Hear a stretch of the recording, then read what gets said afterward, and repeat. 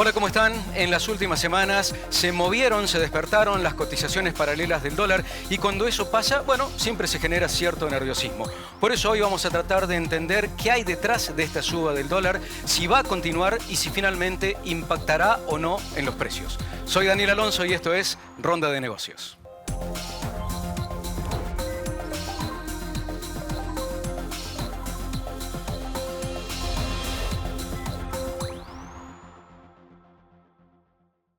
Vendé y cobrá todo taca taca y aceptás todas las tarjetas de todos los bancos.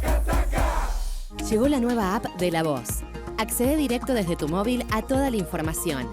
Recibí alertas sobre los temas de tu interés y guarda los contenidos que necesites consultar más tarde. Descargala desde App Store y Google Play. Siempre conectados con La Voz. Hola Leticia, hola Gabriela, muchas gracias por acompañarnos. Leticia, arranco contigo. Bueno, la pregunta se respira en el aire. ¿Por qué sube el dólar? Bueno, Daniel, hay muchos tipos de cambio o muchos dólares en el mercado. Está el dólar oficial, el dólar MEP, el dólar blue. En estos días hubo una inquietud sobre la posibilidad del Banco Central de recuperar reservas en este segundo semestre. Por eso es que el mercado se puso un poco intranquilo, inquieto, y eso ha generado una mayor demanda y eso ha presionado el precio del dólar. A ver, el dólar blue, que lo mencionabas, que es el que mira la gente, el dólar MEP, el dólar contado con liquidación, todos pasaron los 1.400 pesos. Se estiró la brecha cambiar, estamos en una brecha que es muy parecida a la de principios de año, ¿sí? Las razones por las cuales hay nerviosismo, ¿son las mismas o es que hoy los mercados están esperando cierto tipo de definiciones que el gobierno no les está dando? Bueno, el mercado está diciendo que el dólar oficial se está atrasando y que demandaría una mayor devaluación. Y el gobierno ratificó el viernes, después de una conferencia de prensa, que va a mantener este ritmo de devaluación, el 2%, y el mercado dice es poco, se está atrasando, y entonces eso es lo que ha generado inquietud. Estacionalmente en el primer semestre es un semestre donde el gobierno recupera mayor reserva fácilmente y en el segundo semestre es más difícil por una cuestión estacional. Entonces, si no hay devaluación y no es posible recuperar reservas, hay una mayor presión para que este tipo de cambio suba y la brecha se amplíe.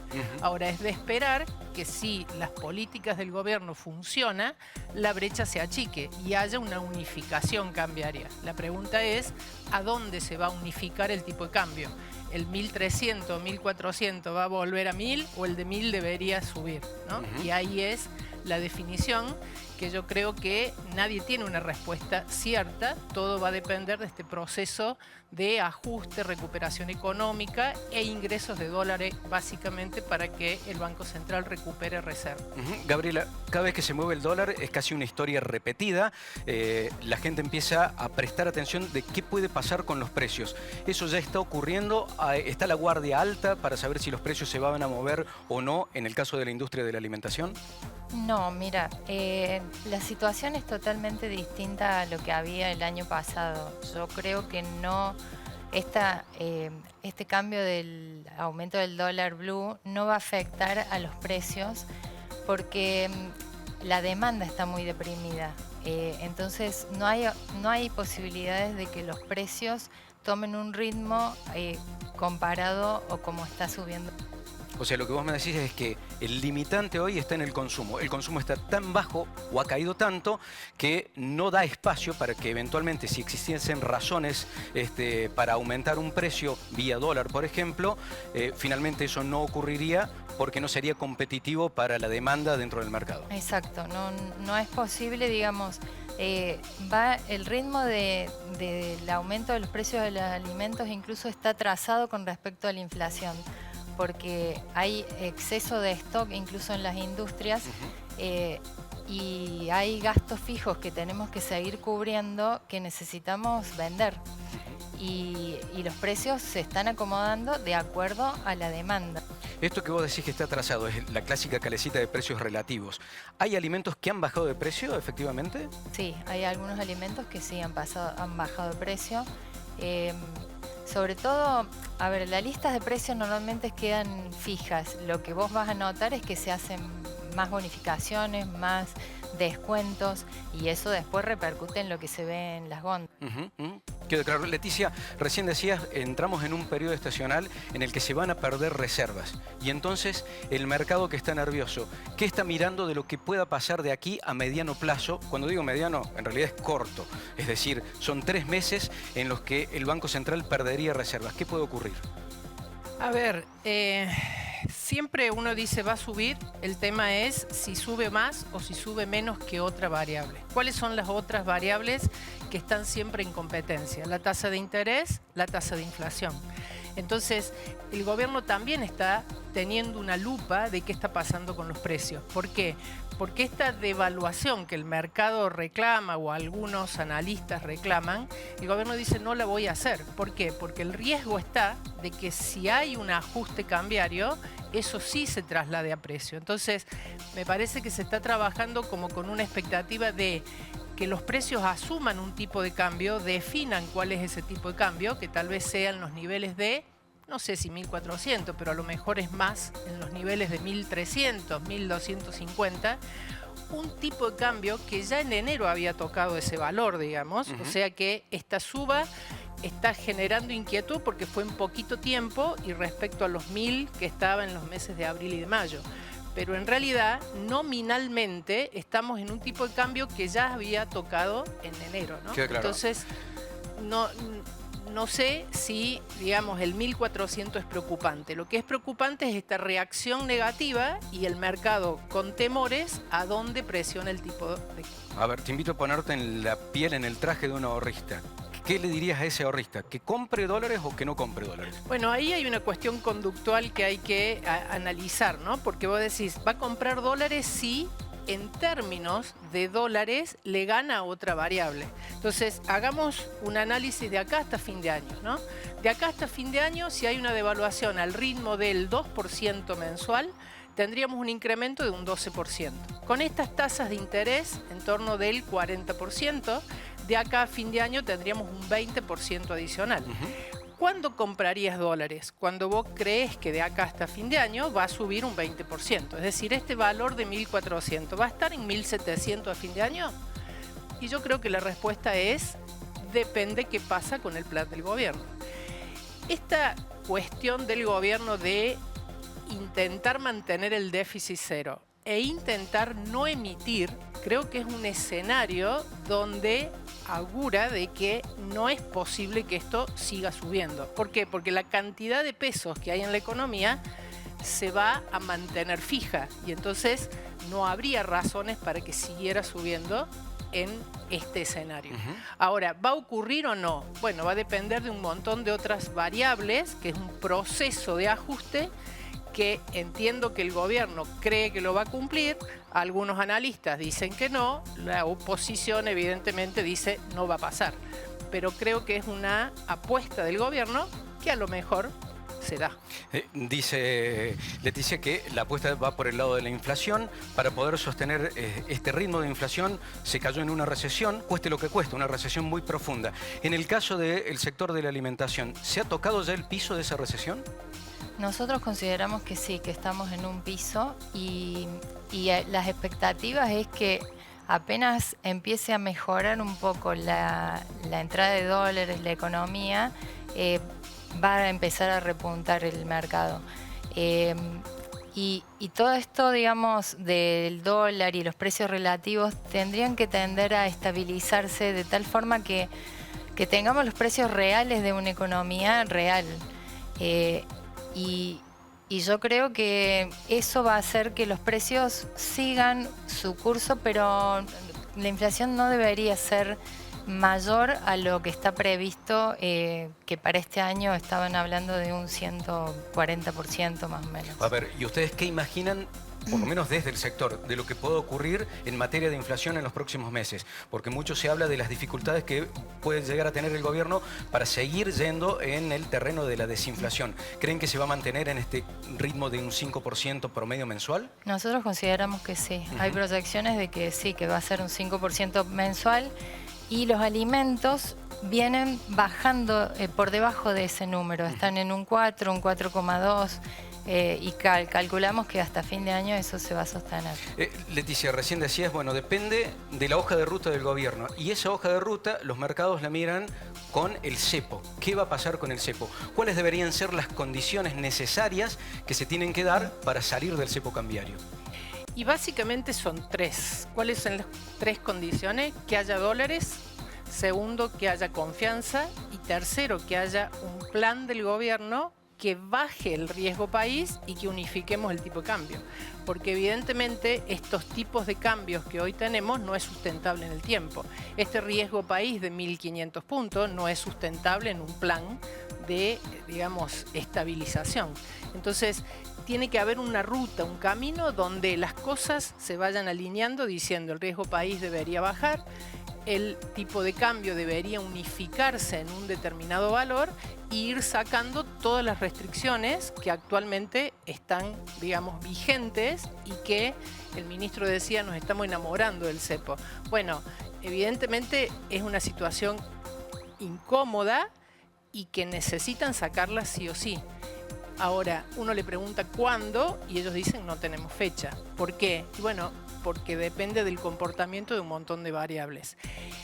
Por eso tan importante la ley o la aprobación de la ley. ¿Por qué era importante? Porque esta falta de liquidación de dólares, que algunos atribuyen al campo, los del campo dicen no, estamos en promedio en el mismo nivel de liquidación, la tienen que cubrir con otros ingresos de dólares. ¿Quién va a ingresar dólares? Bueno, se estima de que el Fondo Monetario, no creo que el Fondo Todavía Monetario no se sabe ingrese. nada de eso.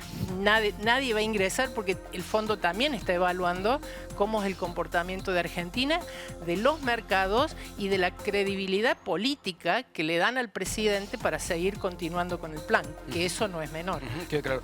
Gabriela, cierro con vos. Hay un espejo al cual ustedes se miran, que es el consumo, ¿no? O sea, para producir hay que vender. ¿Qué perspectiva ven ustedes de aquí a fin de año de lo que pueda ocurrir a nivel consumo? Y estando ahora en este momento en el piso de consumo, las perspectivas son favorables, digamos. Todos apostamos a que esto va a mejorar con la aprobación de la ley, con la entrada de capitales, y eso va a hacer que el consumo aumente. Estamos todos esperando esa... ¿Y qué ves? ¿Una salida lenta? ¿Una salida de rebote como imagina el gobierno? La verdad que en esa parte no me animo a opinar. Nadie tiene la bola de cristal tampoco. Pero yo creo que falta todavía, digamos, nos va a llevar un tiempo, no, mágicamente no lo vamos a poder hacer. Queda claro. Gabriela, Leticia, muchísimas gracias por acompañarnos. Cerramos en la ronda de hoy. Vamos ahora a la mirada.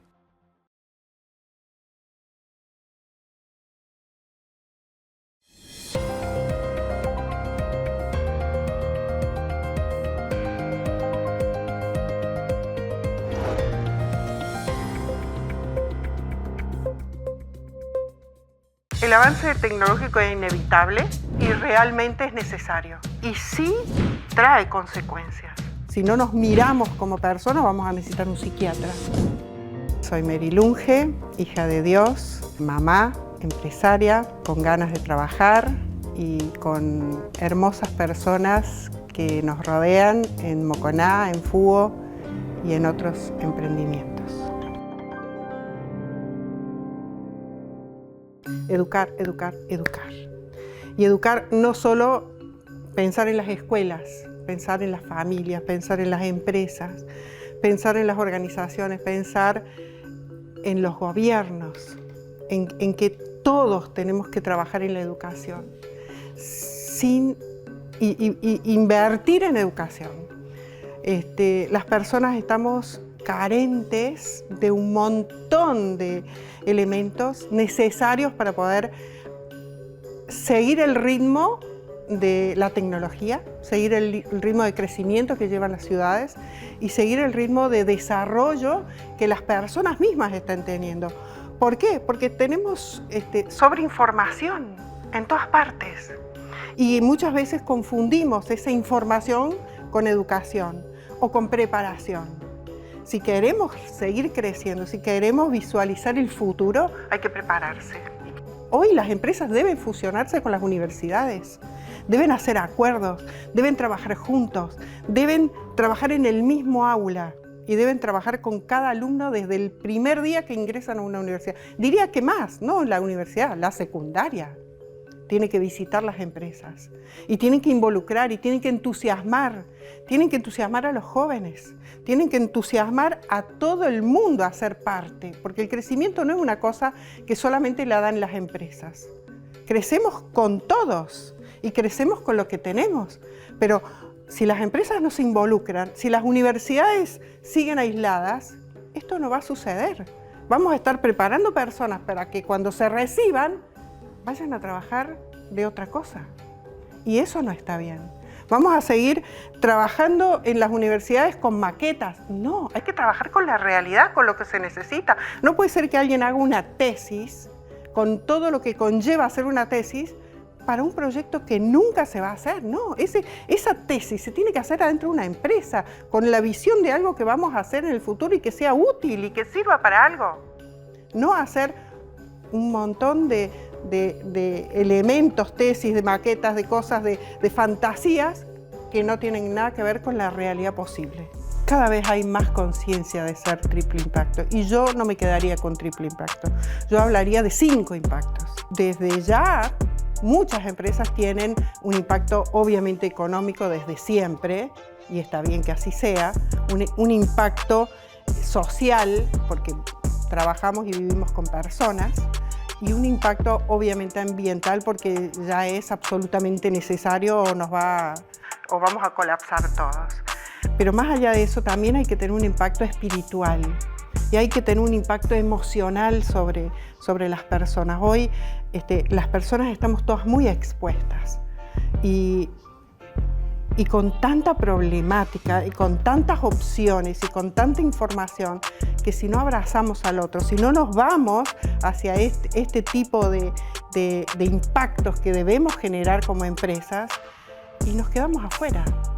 La gente hoy no solo trabaja por dinero, trabaja también por estar bien, por sentirse parte, por formar parte de los sueños, de los proyectos, y también porque tiene un espíritu. Todos sabemos que somos cuerpo, mente y espíritu, pero ese espíritu también hay que alimentarlo y las empresas no estamos ajenas a eso. El avance tecnológico es inevitable y realmente es necesario. Y sí trae consecuencias.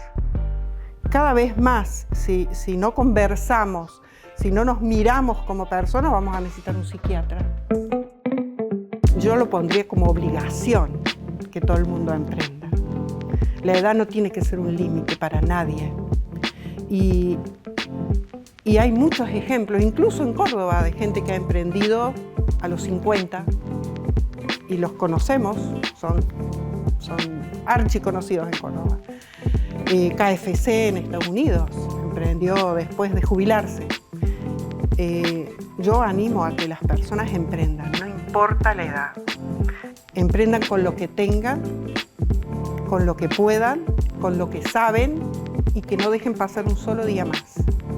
Es absolutamente necesario. Y además tienen todo un bagaje de experiencia que va a hacer mucho menos posible a que fracasen. Pero también debemos entender que el fracaso es parte del éxito. Yo he fracasado un montón de veces. Yo me he fundido 3 veces. Pero créanme, de donde más he aprendido ha sido de eso.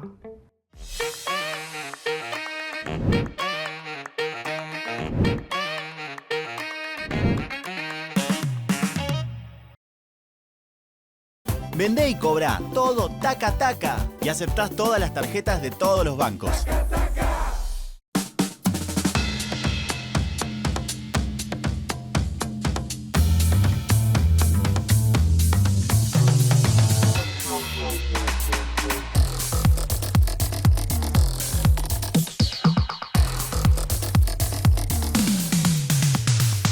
La Voz, 120 años. La aprobación definitiva de la ley bases y del paquete fiscal trae cambios en el régimen de monotributo y acá va un pantallazo de lo más importante que tenés que tener en cuenta. Lo primero es que hay fuertes aumentos en los montos por facturar en todas las categorías. Como referencia, en la más baja, la categoría A, se pasa a un monto anual de casi 6,5 millones de pesos, lo cual implica un salto de prácticamente 200%. Y en la categoría más alta se pasa a una frontera de 68 millones de pesos, lo que implica un aumento de 300%. Obviamente que también hay ajustes en las cuotas mensuales que se pagan por el impuesto integrado y también por los aportes a la obra social y al régimen de jubilación. Para tener una referencia, en la categoría más baja, que es la categoría A, esa cuota con todos los componentes va a pasar a ser de 26.600 pesos, lo cual implica un aumento de aproximadamente 120%.